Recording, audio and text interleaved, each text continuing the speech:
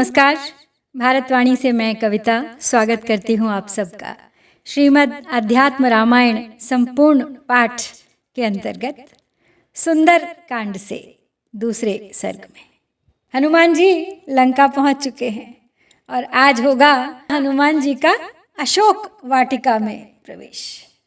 तो चलिए प्रारंभ करते हैं आज का पाठ। श्री महादेव उवाच ततो जगाम हनुमान लंकाम परम शोभनां रात्रौ सूक्ष्मतनुर्भूत्वा बभ्राम परितः पुरीं सीतान्वेषण कार्यार्थी प्रविवेश नृपालयं तत्र सर्वप्रदेशेषु विविच्य हनुमान् कपिः नापश्यत् जानकीं स्मृत्वा ततो लङ्काभिभाषितं जगाम हनुमान् शीघ्रम् अशोकवनिकां शुभां सुरपादपसंबाधां रत्नसोपानवापिकां नानापक्षिमृगाकीर्णां स्वर्णप्रासाद शोभितां फलैरानम्रशाखाग्र पादपैः परिवारितां विचिन्वन् जानकीं तत्र प्रतिवृक्षं मरुत्सुतः ददर्शाभ्रमलिहं तत्र चैत्यप्रासादमुत्तमम् दृष्ट्वा विस्मयमापन्नो मणिस्तंभ शतान्वितं समतीत्य पुनर्गत्वा किञ्चित् दूरं समारुतिः ददर्श शिंशपावृक्षमत्यन्त निविडच्छदम् अदृष्टात्तपमाकीर्णं स्वर्णवर्णविहङ्गमं तन्मूले राक्षसी मध्ये स्थितां जनकनन्दिनीं ददर्श हनुमान् वीरो देवतामिव भूतले एकवेणीं कृशां दीनां मलिनाम्बरधारिणीं भूमौ शयानां शोचन्तीं राम रामेति भाषिणीं त्रातारं नाधिगच्छन्तीमुपवास कृशां शुभां। तो श्री महादेव जी पार्वती जी को कथा सुनाते हुए श्री राम की आगे कहते हैं कि हे पार्वती, हनुमान ने लंका में प्रवेश कर लिया और फिर सूक्ष्म रूप धारण कर उन्होंने भ्रमण करने का विचार किया। तो हनुमान जी अति सुशोभिता लंकापुरी में गए सूक्ष्म शरीर धारण करके और रात्रि में सब नगर में घूमने लगे। घूमते घूमते सीता जी का पता लगाने के लिए वो राज मंदिर में घुस गए। वहाँ सब और ढूंढने पर भी जब उन्हें जानकी जी ना मिली तो उन्हें लंकिनी की बात याद आ गई और वे तुरंत ही अति मनोज्ञ अशोक वाटिका में जा पहुँचे। वो वाटिका कल्प वृक्षों से पूर्ण थी, बड़ी मनोरम। उसकी बावड़ियों की सीढ़ियाँ रत्न जटित थीं। उसमें नाना प्रकार के पक्षी और मृग गण विचर रहे थे तथा सुवर्ण निर्मित महलों की बड़ी अपूर्व शोभा थी। वो वाटिका फलों के भार से झुकी हुई शाखाओं वाले वृक्षों से घिरी हुई थी। वहाँ प्रत्येक वृक्ष के नीचे जानकी जी को ढूंढते ढूंढते पवन नंदन हनुमान जी ने एक अति सुंदर देवालय देखा। वो इतना ऊंचा था कि उसके शिखर बादलों से टकराते थे। सैकड़ों मणिमय स्तंभों से युक्त उस देवालय को देखकर उन्हें बड़ा आश्चर्य हुआ। उससे कुछ और आगे बढ़े हनुमान जी तो उन्होंने एक अत्यंत घने पत्तों वाला शिंशपा यानी शीशम का वृक्ष देखा। उसके नीचे धूप तक नहीं पहुंच पाती थी, इतना घना था वो वृक्ष, और वो सुनहरे पक्षियों से आकीर्ण था, भरा हुआ था। वीरवर हनुमान जी ने देखा कि उस वृक्ष के नीचे जानकी जी पृथ्वी पर स्थित देवी समान राक्षसियों से घिरी हुई बैठी हैं। उनके बालों की जुड़कर एक वेणी हो गई है और वे अत्यंत दुर्बल और दीन अवस्था में हैं तथा मैले कुचैले वस्त्र धारण किए हुए हैं। ऐसी अवस्था में पृथ्वी पर पड़ी हुई वे अतिशोकपूर्वक राम राम कह रही हैं। उन्हें अपना कोई रक्षक दिखाई नहीं दे रहा है वहाँ, और उपवास करने के कारण वो बहुत ही अधिक दुर्बल क्षीण हो गई हैं। शाखान्तच्छद मध्यस्थो ददर्श कपि कुञ्जरः कृतार्थो अहम दृष्ट्वा जनकनन्दिनीं मयैव साधितं कार्यं रामस्य परमात्मनः ततः किल किला शब्दो बभूवान्तः पुरात् बहिः किमेतदिति सल्लीनो वृक्षपत्रेषु मारुतिः आयान्तं रावणं तत्र स्त्रीजनैः परिवारितं दशास्यं 20 नीलाञ्जनचयोपमं दृष्ट्वा विस्मयम् आपन्नः पत्रशण्डेष्वलीयत रावणो राघवेणाशो मरणं मे कथं भवेत् सीतार्थमपि नायाति रामः किं कारणं भवेत् इत्येवं चिन्तयन् नित्यं राममेव सदा हृदि तस्मिन् दिने पररात्रौ रावणो राक्षसाधिपः स्वप्ने रामेण सन्दिष्टः कश्चिदागत्य वानरः कामरूपधरः सूक्ष्मो वृक्षाग्रस्थो अनुपश्यति इति दृष्ट्वाद्भुतं स्वप्नं स्वात्मन्येवानुचिन्त्य सः स्वप्नः कदाचित् सत्यः स्यादेवं तत्र करोम्यहं जानकीं वाक्षरैर्विद्ध्वा दुःखितां नितरामहं करोमि दृष्ट्वा रामाय निवेदयतु वानरः। तब कपिश्रेष्ठ श्री हनुमान जी शाखाओं के पत्तों में छिपकर बैठे हैं और उन्हें देख रहे हैं वहीं से, और मन ही मन कह रहे हैं कि आज जानकी जी को देखकर मैं कृतार्थ हो गया, धन्य धन्य हो गया, मेरा जीवन सफल हो गया। आहा, परमात्मा राम का कार्य मेरे ही द्वारा सिद्ध हुआ। इसी समय अंतःपुर में से बड़े किलकिला शब्द की आवाज़ आई। तब हनुमान जी ने ये सोचकर कि ये क्या गड़बड़ है, वृक्ष के पत्तों में छिपे छिपे देखा कि स्त्रियों से घिरा हुआ रावण उसी ओर आ रहा है। उसके 10 मुख, 20 भुजा और कज्जल समूह के समान काले शरीर को देखकर हनुमान जी को बड़ा विस्मय हुआ और वो पत्तों में और अधिक छिप गए, अपने आप को छुपा लिया पूरी तरह। रावण को सदा यही चिंता रहती थी कि किस प्रकार श्री रामचंद्र जी के हाथ से जल्दी मेरा मरण हो। न जाने क्या कारण है कि वे अभी तक सीता के लिए भी नहीं आए।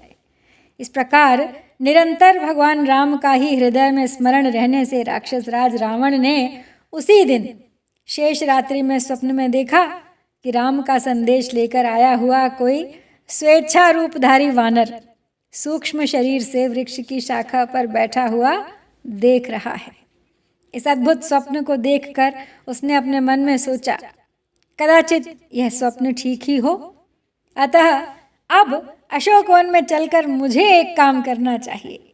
मैं जानकी जी को अपने वाग बाणों से बेध कर अत्यंत दुखी करूं, जिससे वो वानर, यदि वो सत्य में वहाँ छिपा हुआ बैठा है, तो वो सब देखे सुने और जाकर श्री रामचंद्र जी को सुनाए। इत्येवं चिन्तयन् सीता समीपं गमद्रुमं नूपुराणां किङ्किणीनां श्रुत्वा शिञ्जितमङ्गना सीता भीता लीयमाना स्वात्मन्येव सुमध्यमा अधोमुखे श्रुनयना स्थिता रामार्पितान्तरा रावणोऽपि तदा सीतामालोक्याह सुमध्यमे मां दृष्ट्वा किं वृथा शुभ्रो स्वात्मन्येव विलीयसे रामो वनचराणां हि मध्ये तिष्ठति सानुजः कदाचित् दृश्यते कैश्चित् कदाचिन्नैव दृश्यते मया तु बहुधा लोकाः प्रेषितास्तस्य दर्शने न पश्यन्ति प्रयत्नेन वीक्षमाणाः समन्ततः किं करिष्यसि रामेण निःस्पृहेण सदा त्वयि त्वया सदा लिङ्गितोऽपि समीपस्थोऽपि सर्वदा हृदये अस्य न च स्नेहस्त्वयि रामस्य जायते त्वत्कृतान् सर्वभोगांश्च त्वद्गुणानपि राघवः भुञ्जानोऽपि न जानाति कृतघ्नो निर्गुणो वधमः त्वमनीता मया साध्वी दुःखशोकसमाकुला इदानीमपि नायाति भक्तिहीनः कथं व्रजे निःसत्त्वो निर्ममो मानी मूढः पंडितमानवान् नराधमं त्वद्विमुखं किं करिष्यसि भामिनी त्वय्यतीव समासक्तं मां भजस्व सुरोत्तमं देवगन्धर्वनागानां यक्षकिन्नरयोषितां भविष्यसि नियोक्त्री त्वं यदि मां प्रतिपद्यसे। तो अब रावण ने अपने मन में ये विचार किया, वो स्वयं प्रतीक्षा में है कि कब श्री राम आए और कब उसे मोक्ष मिले उनके हाथों। और श्री राम तभी आएंगे जब सीता की पीड़ा के बारे में वो जानेंगे, और यही है वो सबसे सुलभ अवसर।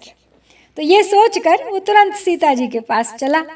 उसके साथ की स्त्रियों के नूपुर, पाजेब, किंकिणी, करधनी आदि की झंकार सुनकर सुंदर कटिवाली कल्याणी सीता जी घबराकर अपने शरीर को सिकोड़ नीचे को मुख करके बैठ गईं। उस समय उनके नेत्रों में जल भर आया और हृदय भगवान राम में लग गया। सीता जी को देखकर रावण बोला, हे कमनीय कटी और सुंदर भ्रिकुटी वाली, तू मुझे देखकर वृथा क्यों इतना सिकुड़ती है? अब राम तो अपने भाई के साथ वनचरों में रहता है। वह कभी तो किसी को दिखाई देता है और कभी तो दिखाई नहीं भी देता है। मैंने तो उसे देखने के लिए कितने ही लोग भेजे, किंतु बहुत प्रयत्नपूर्वक सब ओर देखने पर भी वह उनको कहीं दिखाई नहीं दिया। अब राम से तुझे क्या काम है? वो तो तुझसे सदा उदासीन ही रहता है, उसे तेरी कोई परवाह नहीं। सदा तेरे पास रहते हुए और सदा तुझसे आलिंगित होते हुए भी उसके हृदय में अभी तक तेरे प्रति कोई स्नेह नहीं हुआ है। राम को तुझसे जितने भोग प्राप्त हुए हैं और तुझमें जितने गुण हैं, उन सब को भोग कर भी वह कृतघ्न, गुणहीन और अधम है, कभी उनकी याद भी नहीं करता। देखो, मैं तुम्हें हर ले आया, तुम उसकी सुशीला पत्नी हो और इस समय दुख शोक से व्याकुल हो रही हो, तो भी अभी तक वो नहीं आया। जब उसे तुमसे प्रेम ही नहीं है तो आता कैसे? वह सर्वथा असमर्थ, ममता शून्य, अभिमानी, मूर्ख और अपने को बड़ा बुद्धिमान मानने वाला है। हे भामिनी, अपने से उदासीन उस नराधम से तुम्हें क्या लेना देना है? देखो, मैं राक्षस श्रेष्ठ तुमसे अत्यंत प्रेम करता हूँ, अतः तुम मुझे ही अंगीकार करो। यदि तुम मेरे अधीन रहोगी तो देव, गंधर्व, नाग, यक्ष और किन्नर आदि सबकी स्त्रियों पर तुम शासन करोगी, महारानी बनकर रहोगी। अब यहाँ पे एक बात समझने वाली है कि 23 से लेके 28वें श्लोक तक रावण ने बड़े ही गूढ़ भाव से, ऊपर से तो राम की निंदा की है, लेकिन मन ही मन वो राम की स्तुति कर रहा है। जब वो कहता है कि राम कहीं किसी को दिखाई नहीं देते, तो उसका तात्पर्य यही है कि मैंने कई बार अपनी इंद्रियों को ध्यान में लगाया है, लेकिन बहुत प्रयत्न करने पर भी मुझे उनका साक्षात्कार नहीं हो पाता है। और तुम क्योंकि साक्षात योग माया हो, तुम्हारा तो उनके साथ, परब्रह्म राम के साथ सदा ही तादात्म्य है। लेकिन वो प्रभु हैं, ईश्वर हैं, वो सर्वदा निस्पृह हैं, असंग हैं। कि निस्पृह और असंग होने से परब्रह्म राम को तुम माया रूपिणी से बंधन के रूप में दिखाई नहीं देती। वो तुम्हारे माया के गुण या भोगों में नहीं फंसते। यही है सच्चे ईश्वर की पहचान। तात्पर्य है कि वो श्री राम की स्तुति करते हुए कह रहे हैं कि उनकी माया पर कोई प्रीति नहीं है।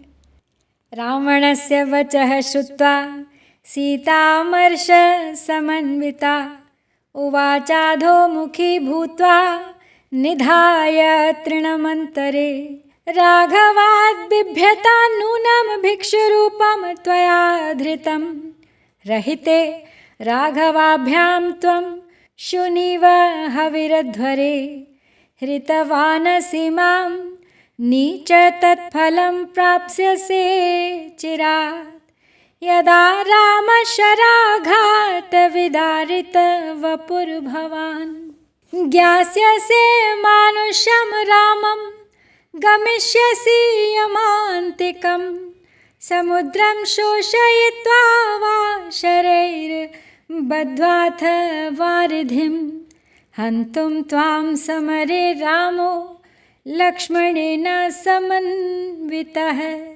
आगमिष्यत्य संदेहो द्रक्ष्यसे राक्षसाधम त्वां सपुत्रं सह बलं हत्वा नेष्यति मां पुरं श्रुत्वा रक्षः पतिः क्रुद्धो जानक्याः परुषाक्षरं वाक्यं क्रोधसमाविष्टः खड्गमुद्यम्य सत्वरः हन्तुं जनकराजस्य तनयां ताम्रलोचनः मन्दोदरी निवार्याः पतिहिते रता त्यजैनां मानुषीं दीनां दुःखितां कृपणां कृशां देवगन्धर्वनागानां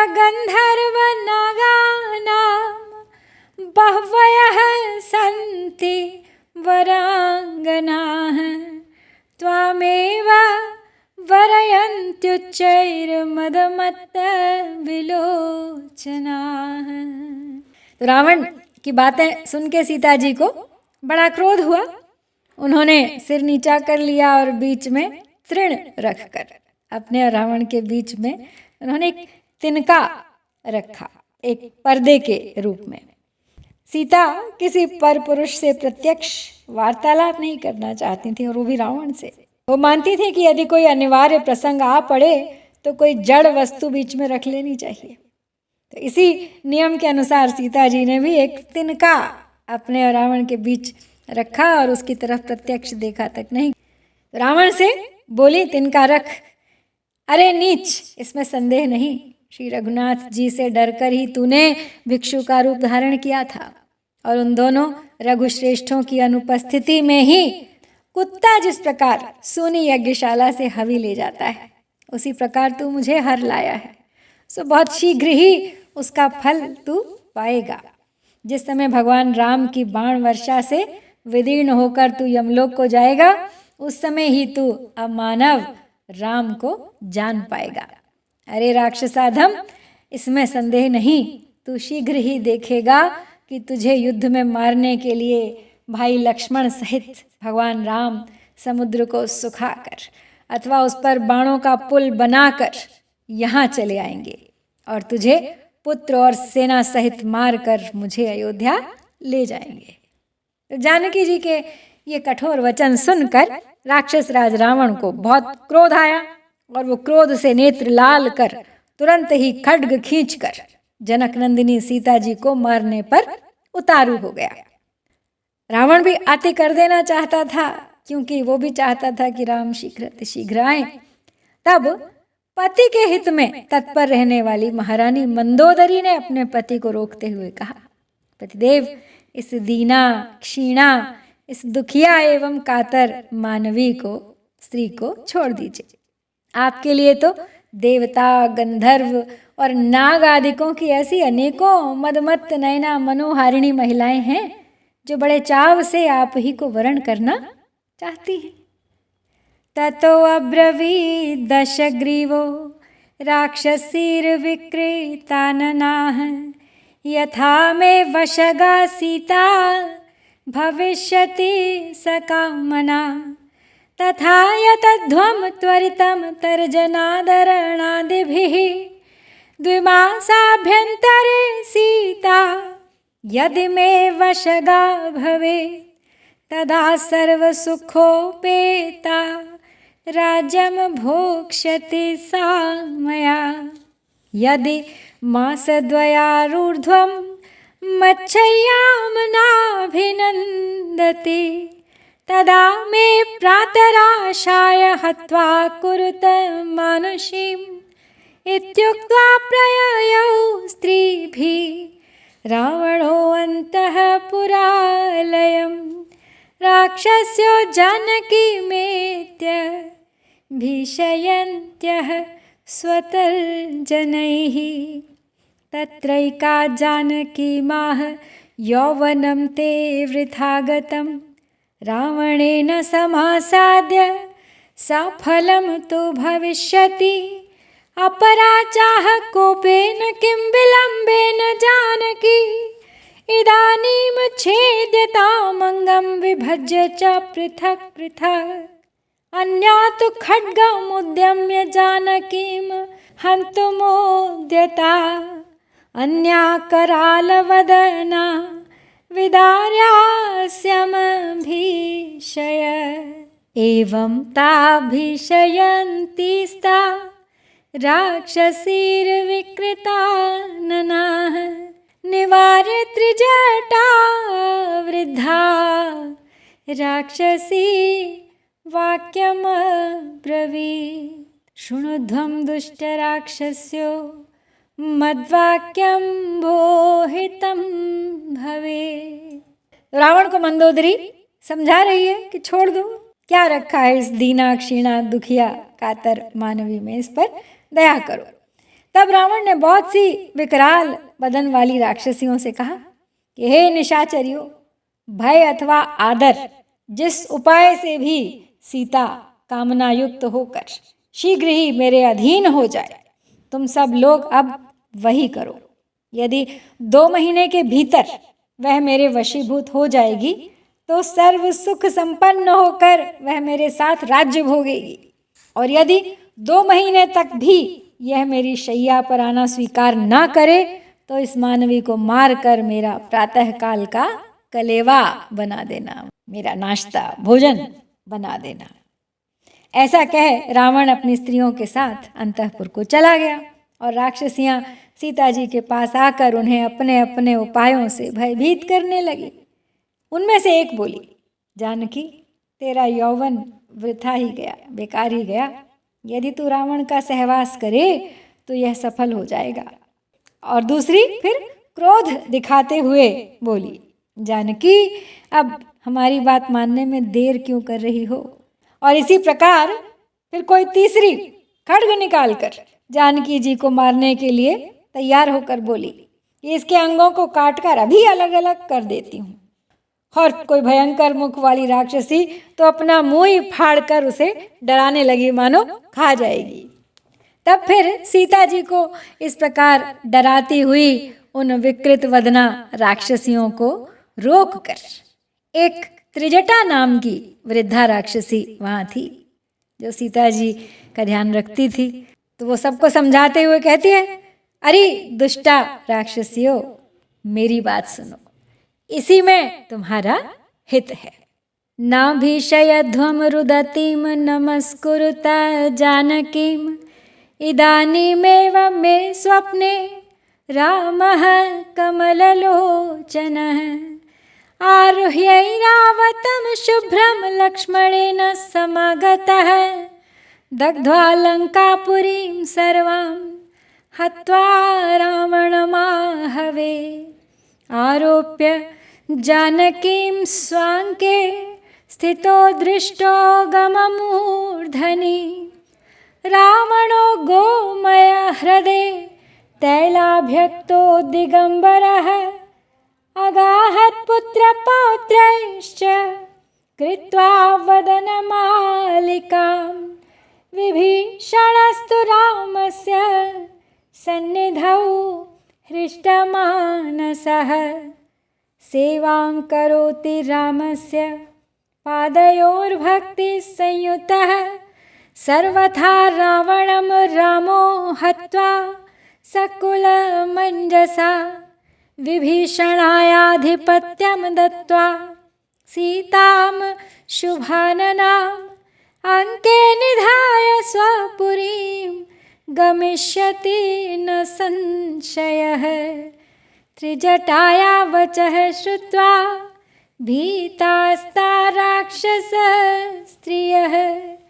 तूष्णीमासंस्तत्र तत्र निद्रावशमुपागताः तर्जिता राक्षसीभिः सा सीता भीतातिविह्वला त्रातारं नाधिगच्छन्ति दुःखेन परिमूर्छिता अश्रुभिः पूर्णनयना चिन्तयन्तीदमब्रवीत् प्रभाते भक्षयिष्यन्ति राक्षस्यो मां न संशयः इदानीमेव मरणं केनोपायेन मे भवेत् एवं सुदुःखेन परिप्लुता सा विमुक्तकण्ठं रुदती चिराय आलम्ब्य शाखां कृतनिश्चयामृतौ न जानति कंचिदुपाय मंगना। तो त्रिजटा अब उन सब राक्षसियों को समझाते हुए बोली कि तुम इन रोती बिलखती जानकी जी को मत डराओ, बल्कि इन्हें नमस्कार करो। मैंने अभी अभी स्वप्न में देखा है कि कमल लोचन भगवान राम लक्ष्मण के साथ श्वेत ऐरावत हाथी पर चढ़कर आए हैं और मैंने उन्हें संपूर्ण लंकापुरी को जलाकर तथा रावण को युद्ध में मारकर सीता जी को अपनी गोद में लिए पर्वत शिखर पर बैठे हुए देखा है। रावण गले में मुंडमाला पहने, शरीर में तेल लगाए, नंगा अपने पुत्र पौत्रों के साथ गोबर के कुंड में डुबकी लगा रहा है और विभीषण प्रसन्न चित्त से रघुनाथ जी के पास बैठा हुआ अति भक्ति पूर्वक उनकी चरण सेवा कर रहा है। तो इससे निश्चय यही होता है इस स्वप्न से कि रामचंद्र जी अनायास ही रावण का कुल सहित नाश कर विभीषण को लंका का राज्य देंगे और सुमुखी सीता को गोद में बिठाकर निस्संदेह अपने नगर को चले जाएंगे। तो त्रिजटा के ये वचन सुनकर राक्षसियां डर गईं और वे चुपचाप जहाँ तहाँ बैठ गईं और कुछ देर बाद फिर उन्हें नींद आ गई। और राक्षसियों के डराने से सीता जी अत्यंत भयभीत और विह्वल हो गईं और अपना कोई सहायक न देखकर वे भी दुख से वहीं मूर्छित हो गईं। फिर आंखों में आंसू भरकर अति चिंताकुल होकर इस प्रकार कहने लगी, इसमें संदेह नहीं, प्रातःकाल होते ही राक्षसियां मुझे खा जाएंगी। ऐसा कौन उपाय है जिससे मुझे अभी मौत आ जाए। इस प्रकार मृत्यु का निश्चय करके भी उसका कोई साधन न देखकर कल्याणी सीता वृक्ष की शाखा पकड़े हुए अत्यंत दुख से भरकर बहुत देर तक फूट फूट कर रोती रहीं और हनुमान जी ऊपर वृक्ष पर पत्तों के बीच में छिपे बैठे देख रहे थे ये दारुण दृश्य। इसके साथ ही यहाँ पे हम समाप्त करते हैं सुंदर कांड से द्वितीय सर्ग। इति श्रीमद् अध्यात्म रामायणे उमा महेश्वर संवादे सुंदर कांडे द्वितीय सर्गः। जय श्री सीताराम, जय हनुमान, जय भारत।